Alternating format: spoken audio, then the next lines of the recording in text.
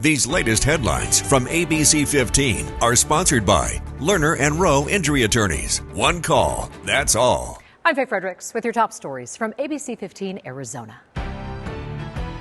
Breaking news just coming in right now. A federal judge blocking the Trump administration's freeze on some federal grants and loans. We told you about the order that would have created a financial freeze of sorts on some programs not involved in directly aiding Americans. Arizona was among the states to challenge this order.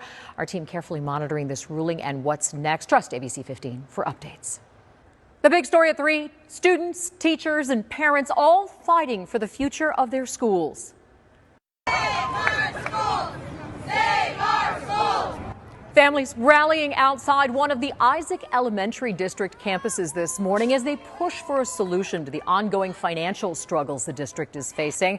Right now, state lawmakers are debating a temporary fix to the district's $28 million worth of overspending. We broke the news yesterday, learning about some federal funding to fill the gap, but it's only enough to pay teachers and keep schools open for a few weeks. It's not fair for the teachers. I mean, they're working hard every day, and it's not fair. It's just, I don't know, it's just a one-person mistake that everybody has to pay now, the students and teachers. So it's sad. We are upset. And without a fix, it could lead to schools shutting down, forcing 5,000 students to find somewhere else to go. No one's followed this like our education reporter, Eleni Dow, breaking new developments every step of the way. She's working on an update for tonight at 5. You can find all of her reporting on abc15.com/schools. New technology to help keep truck drivers and others safe on the highways. ABC 15's Operation Safe Roads team spoke to ADOT about their new truck parking system. Program includes special signs telling truckers how many parking spots are open at rest areas in western and southwestern Arizona. That includes along I-10. ADOT says this will help truck drivers get the rest they need without using areas that aren't designated for parking, which could put other drivers at risk.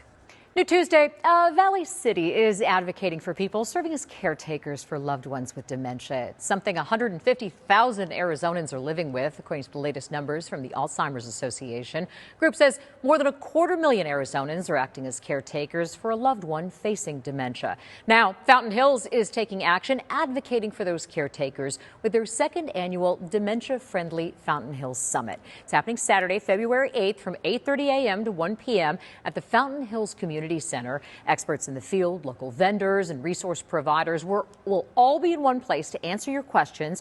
Registration is open right now. Head to the main page of abc15.com and click on the story for more information. Next week, our Nick Saletti will sit down with the co-chairs of the event who both have loved ones living with dementia. See what their experiences as caretakers has taught them and their message of hope for others in the same situation.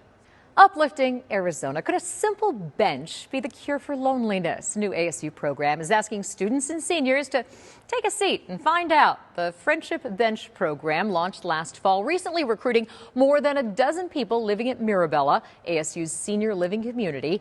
These volunteers take their spot on the benches around the Tempe campus, setting up a simple sign that reads, "I'm all ears." The goal? To spark conversations between generations about anything, fostering meaningful connections through the power of dialogue.